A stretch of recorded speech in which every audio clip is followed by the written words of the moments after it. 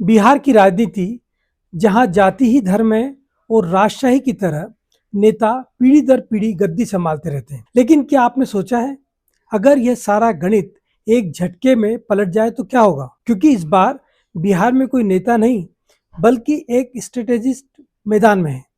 नाम है प्रशांत किशोर और उनका दावा है कि वे वोट नहीं बल्कि विकल्प देने के लिए आए हैं।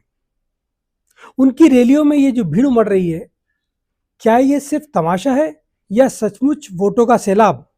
आज हम आपको बताएंगे कि पीके की जन स्वराज पार्टी किसके वोट में सेंध लगा रही है, क्या उनका एंटी इनकम्बेंसी दाव काम करेगा और क्या बिहार की युवा शक्ति पीके पर दाव लगाकर इस बार जाति की राजनीति को हमेशा के लिए खत्म कर देगी।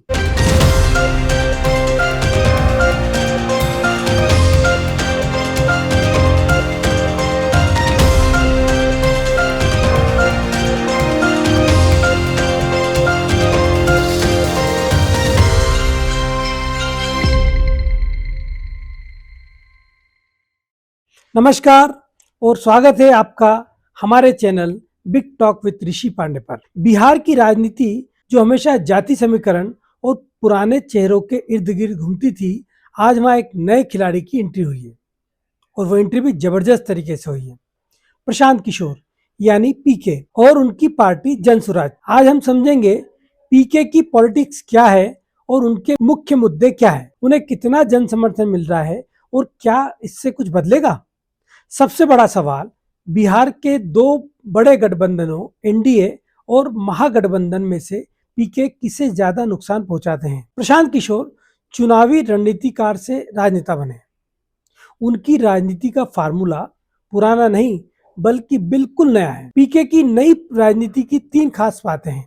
पहली, जाति नहीं जन। पीके लगातार यह कहते आए हैं कि वह किसी जाति या धर्म की बात नहीं करेंगे। उनका मुख्य जोर बिहार के मूल मुद्दों जैसे शिक्षा, रोजगार और पलायन पर रहेगा। वह युवाओं और मध्यम वर्ग को सीधे जोड़ना चाहते, वह वर्ग जो जाति की ट्रेडिशनल पॉलिटिक्स से उगता चुका है। दूसरा पॉइंट है उनका नेता नहीं बेटा। पीके अपने हर भाषण की शुरुआत में कहते हैं कि वह वोट मांगने नहीं बल्कि बिहार के लोगों को विकल्प देने आए हैं। जन स्वराज का लक्ष्य है जमीनी स्तर पर योग्य और साफ सुथरी छवि वाले उम्मीदवारों को राजनीति में लाना, चाहे वो डॉक्टर हो, प्रोफेसर हो, रिटायर्ड अधिकारी हो या सामान्य जनता में से कोई एक। मतलब खाटी और पेशेवर पॉलिटिशियन से एकदम अलग एक नई जमात खड़ी करना चाह रहे हैं प्रशांत किशोर बिहार में। जैसा आम आदमी पार्टी ने दिल्ली और पंजाब में किया, ठीक उसी तरीके से ट्रेडिशनल पॉलिटिक्स से बाहर जाकर प्रशांत किशोर कुछ नया करना चाहते हैं। उनकी 5000 किलोमीटर से ज्यादा लंबी पदयात्रा कोई साधारण रैली नहीं थी। यह सीधे जनता से जुड़ने का एक लंबा अभियान था जिसने उन्हें बिहार के गांवों और जिलों की जमीनी समस्याओं को समझने का मौका दिया। पीके की रैलियों में भीड़ जबरदस्त दिख रही है, युवाओं की उपस्थिति अच्छी होती है और उनमें एक उत्सुकता भी दिखाई देती है। लेकिन क्या यह भीड़ वोटों में बदल पाएगी? पीके एक एंटी इनकम्बेंसी का चेहरा बन गए जो मौजूदा व्यवस्था से नाराज लोगों को आकर्षित कर रहा है। नए और ईमानदार उम्मीदवार देने का वादा वैकल्पिक राजनीति की तलाश कर रहे लोगों को खींच रहा है। बिहार के बाहर काम करने वाले प्रवासी मतदाताओं का एक बड़ा वर्ग उनके पलायन रोको के नारों से जुड़ाव भी महसूस कर रहा है। बिहार में जाति अभी भी चुनाव की रीढ़ है। पीके इन समीकरणों को तोड़ने की बात करते हैं, लेकिन क्या मतदाता अंतिम समय में अपनी पारंपरिक निष्ठा छोड़ेंगे? यह एक बड़ा सवाल। जन स्वराज अभी भी एक नई पार्टी है।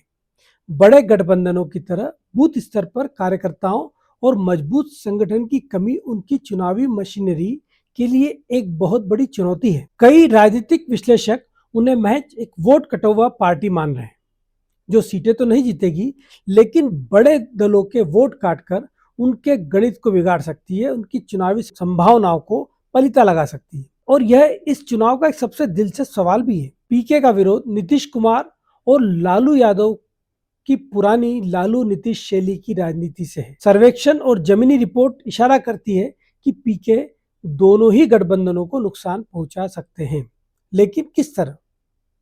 आइए इसे भी समझ लेते हैं।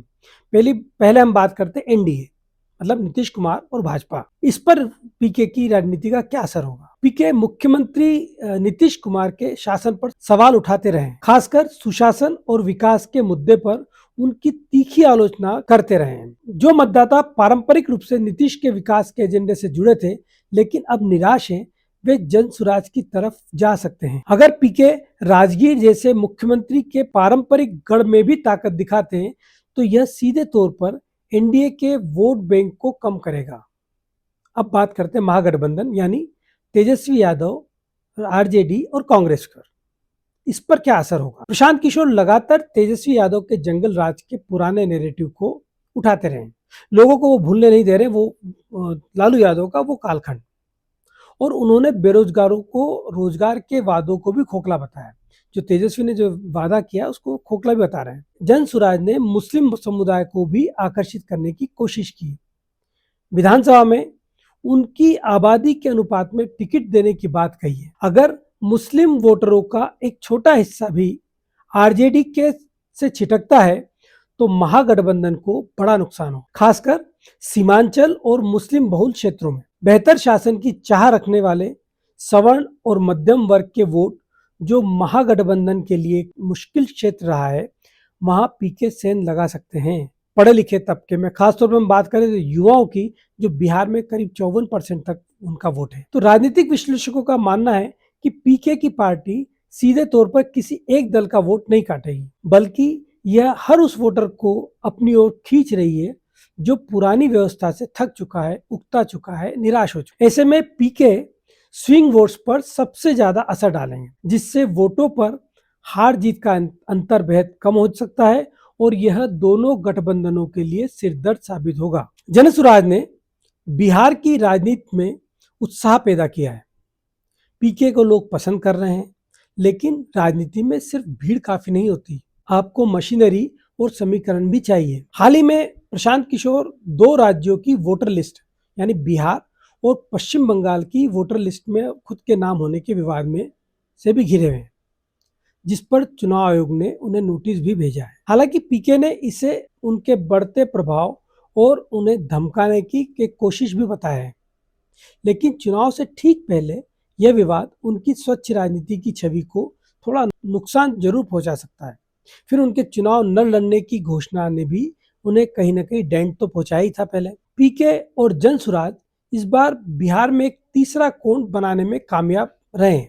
अभी तक के जो माहौल दिख रहा है, अभी तक जो नेताओं की भीड़ और प्रशांत किशोर के पीछे जो यूथ भाग रहा है, उसे देखकर ये कहा जा सकता है भले ही वे खुद चुनाव न लड़े, लेकिन उनके उम्मीदवार और उनका नैरेटिव बिहार के चुनाव नतीजों को अप्रत्याशित रूप से प्रभावित जरूर करेगा। आपकी इस पर क्या राय है? क्या पीके बिहार में बदलाव ला पाएंगे या सिर्फ वोट कटवा पार्टी बनकर रह जाएंगे? हमें कमेंट बॉक्स में जरूर बताएं। इस चैनल को लाइक करें, सब्सक्राइब करें और ज़्यादा से ज़्यादा शेयर करिए। आगे भी हमारे साथ बने रहिए। इसी तरह के विषयों पर हम निरंतर चर्चा करते रहेंगे। आज्ञा दीजिए। नमस्कार।